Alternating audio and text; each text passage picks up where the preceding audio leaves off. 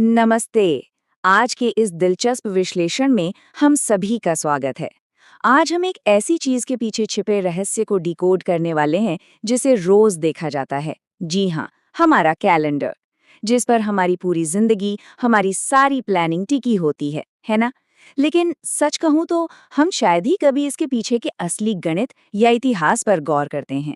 आज हम यही जानेंगे कि जिस समय को हम इतना परफेक्ट मानते हैं, उसके पीछे असल में क्या कमाल का गणित और कैसा गजब का इतिहास छिपा है।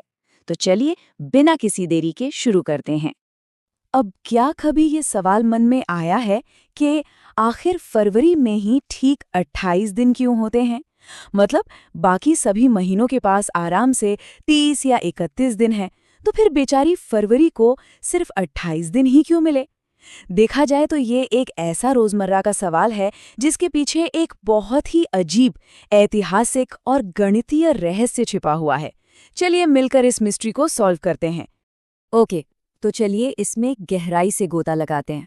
इस रहस्य को समझने के लिए सबसे पहले हमें लीप वर्ष के गणित को समझना होगा। देखिए, एक नॉर्मल साल में 365 दिन होते हैं, है ना? लेकिन एक लीप वर्ष में पूरे 366 दिन होते हैं। इसका सीधा सा मतलब है पूरे 52 हफ्ते और 2 एक्स्ट्रा दिन। अब इसका असल असर क्या होता है? इसका असर ये होता है कि साल का पहला और दूसरा दिन और बिल्कुल इसी तरह साल का आखिरी और सेकेंड लास्ट दिन पूरे साल में 53 बार आते हैं। बाकी सभी दिन सिर्फ 52 बार आते हैं। तो ये कैलेंडर का वो बिल्कुल बेसिक रूल है जो इस पूरे सिस्टम को एक लय में बांध कर रखता है। अब बचपन से ही हमें ये तो बताया जाता है कि लीप वर्ष हर 4 साल में एक बार आता है। इसीलिए हम किसी भी साल को 4 से डिवाइड करके चेक कर लेते हैं। लेकिन जब बात सेंचुरी लीप ईयर यानी शताब्दी वर्ष की आती है, जैसे कि साल 1600 या 1700, तो ये नियम अचानक बदल जाता है। यहाँ सोचने वाली बात यह है कि शताब्दी वर्ष लीप वर्ष है या नहीं, ये जानने के लिए उसे 4 के बजाय 400 से क्यों भाग दिया जाता है? ऐसा क्यों? इस सवाल का जवाब हमारी धरती और सूरज के बीच चल रहे एक शानदार खगोलीय खेल में छिपा है। आमतौर पर हम सभी मान लेते हैं कि एक साल में 365 डेज और 6 घंटे होते हैं। सिंपल। लेकिन जो वास्तविक खगोलीय समय है, यानी धरती को सूरज का एक पूरा चक्कर लगाने में जो एग्जैक्ट टाइम लगता है ना, वो है 365 डेज, 5 घंटे 48 मिनट और 45.57 सेकेंड्स। और पता है, इन दोनों के बीच का ये जो छोटा सा अंतर है ना, यही सारी गड़बड़ की असल जड़ है।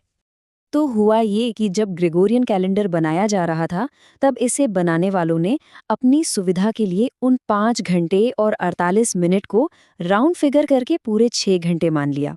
अब इसका नतीजा क्या हुआ?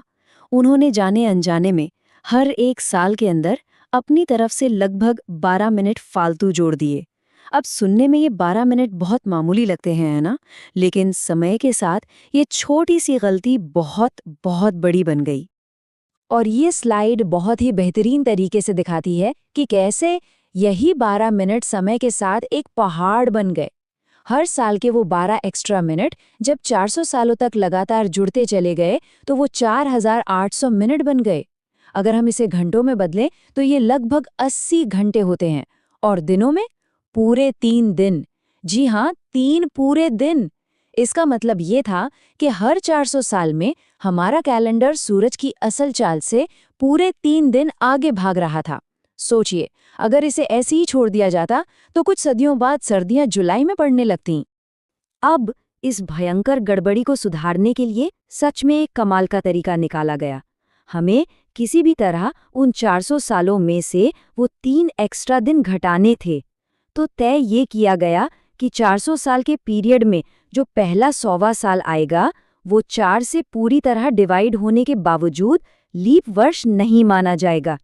बिल्कुल इसी तरह 200वें और 300वें साल को भी लीप वर्ष की लिस्ट से बाहर कर दिया गया और अंत में केवल 400वें साल को लीप वर्ष रखा गया। इस शानदार मैथमेटिकल ट्रिक से वो 3 फालतू दिन कैलेंडर से हमेशा हमेशा के लिए एडजस्ट कर दिए गए। तो यहाँ सबसे हैरान करने वाली बात यह है कि इस 400 साल वाले नियम की वजह से एक बहुत ही दिलचस्प सिचुएशन पैदा हो गई। हम अक्सर ये मानकर चलते हैं कि 100 साल में 25 बार लीप वर्ष आते होंगे। बेसिक गणित तो यही कहता है ना।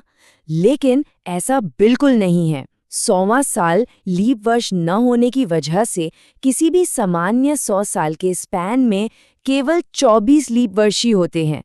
है ना कमाल की बात? खैर, गणित और एस्ट्रोनॉमी का तो एकदम सटीक हिसाब किताब हो गया, लेकिन हमारे उस मेन सवाल का क्या हुआ? फरवरी के वो 28 दिन आखिर कहाँ से आए? अब हम शिफ्ट होते हैं खगोल विज्ञान से इतिहास की तरफ, क्योंकि इस रहस्य का जवाब किसी साइंटिफिक फॉर्मूले में नहीं, बल्कि इंसानी इतिहास के उस दौर में छिपा है जहां राजाओं की सनक और पुराने अंधविश्वास सब कुछ तय करते थे। इस मिस्ट्री को सॉल्व करने के लिए हमें प्राचीन रोमन साम्राज्य के दौर में टाइम ट्रैवल करना होगा। हमारे आज के कैलेंडर का जो इवोल्यूशन है ना, वो कोई एक सीधी लाइन में नहीं हुआ। ये रोम के अलग अलग राजाओं के अजीबोगरीब प्रयोगों का नतीजा है।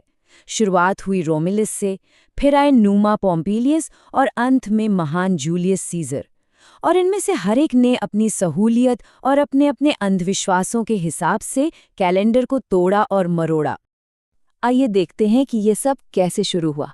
रोम के सबसे पहले राजा रोम्युलस, उनके समय में जो कैलेंडर बना उसमें केवल 10 महीने होते थे। जी हाँ, सिर्फ 10। ये मार्च से शुरू होता था और सीधा दिसंबर पर खत्म हो जाता था। Total 304 days. अब यहाँ एक बहुत ही ऑब्वियस सवाल उठता है कि भाई जनवरी और फरवरी कहाँ गए? तो दरअसल सर्दियों के उन भयानक दिनों में रोम में कोई खेतीबाड़ी या युद्ध नहीं होता था। लोग बस घरों में बंद रहते थे। इसलिए रोमनों ने उस समय को कैलेंडर में गिना ही नहीं। उन दिनों का कोई नाम तक नहीं था। वो बस एक खाली समय था। लेकिन जाहिर है ये 10 महीने वाला सिस्टम ज्यादा दिन तक नहीं चल सका। फिर सत्ता में आए दूसरे राजा, न्यूमा पोम्पिलियस। अब प्राचीन रोम में एक बहुत ही अजीब अंधविश्वास था। वो मानते थे कि सम संख्याएं यानी इवन नंबर्स बहुत ही अशुभ होते हैं। तो न्यूमा ने सबसे पहले सभी महीनों के दिनों को बदला ताकि वो 29 जैसी विषम संख्या या ऑड नंबर में रहें। उन्होंने चंद्रमा की चाल पर आधारित एक लूनर कैलेंडर अपनाया जो 355 दिनों का था, और जो दिन बच गए थे ना, उन्हें समेटकर साल के बिल्कुल आखिर में 2 नए महीने जोड़ दिए, जनवरी और फरवरी। जी हाँ, आपने सही सुना। शुरुआत में ये दोनों महीने साल के अंत में आते थे। अब इस स्लाइड में जो बात है वो वाकई सबसे ज्यादा दिलचस्प है। जब राजा न्यूमा बचे हुए 57 दिनों को इन 2 नए महीनों में बांट रहे थे, तो जनवरी को उन्होंने 29 दिन दे दिए। 29 एक ऑड नंबर था, तो वो शुभ माना गया। लेकिन इसके बाद बचे केवल 28 दिन, जो सीधे फरवरी के खाते में चले गए। और 28 क्या है? एक सम संख्या यानी इवन नंबर, मतलब अशुभ। और बस इसी वजह से प्राचीन रोम में फरवरी को काले जादू, बुरी आत्माओं और शुद्धिकरण का एक बहुत ही अशुभ महीना मान लिया गया। बेचारी फरवरी इस अशुभ संख्या के साथ हमेशा के लिए फंस गई। लेकिन रुकिए, कहानी यहीं खत्म नहीं होती। न्यूमा का ये लूनर कैलेंडर आगे चलकर बुरी तरह से फेल हो गया, और इसका कारण बहुत ही लॉजिकल था। हमारी धरती पर जो मौसम बदलते हैं वो चंद्रमा के हिसाब से नहीं, बल्कि सूरज के हिसाब से बदलते हैं। नतीजा ये हुआ कि कैलेंडर कुछ और समय दिखा रहा था और मौसम कुछ और चल रहा था। इस भारी कन्फ्यूजन को दूर करने के लिए इतिहास के एक बहुत बड़े बदलाव की सख्त जरूरत थी। और ठीक इसी पॉइंट पर एंट्री होती है जूलियस सीजर की। जब सीजर मिस्र गए तो उन्होंने नोटिस किया कि वहां का कैलेंडर सूरज पर आधारित है और बिल्कुल परफेक्ट काम कर रहा है। बस फिर क्या था, उन्होंने रोम में भी एक सोलर कैलेंडर लागू कर दिया। जो 10 दिनों की कमी आ रही थी, सीजर ने उन्हें बाकी महीनों में बांट दिया, जिससे महीने 30 या 31 दिन के हो गए। उन्होंने अपने नाम पर जुलाई और अपने उत्तराधिकारी ऑगस्टस के नाम पर अगस्त महीना रख दिया। जनवरी और फरवरी को भी साल की शुरुआत में ला दिया गया। लेकिन इस पूरे बंटवारे में फरवरी को एक भी एक्स्ट्रा दिन नहीं मिला। वो अपने उसी पुराने 28 दिनों के टैग के साथ ही अटका रह गया। और इस तरह खगोलीय गणनाओं, शानदार गणितीय सुधारों और इंसानी राजाओं की अजीब सनक ने मिलकर वो कैलेंडर बनाया जिसे आज हम अपने घरों और स्मार्टफोन्स में देखते हैं।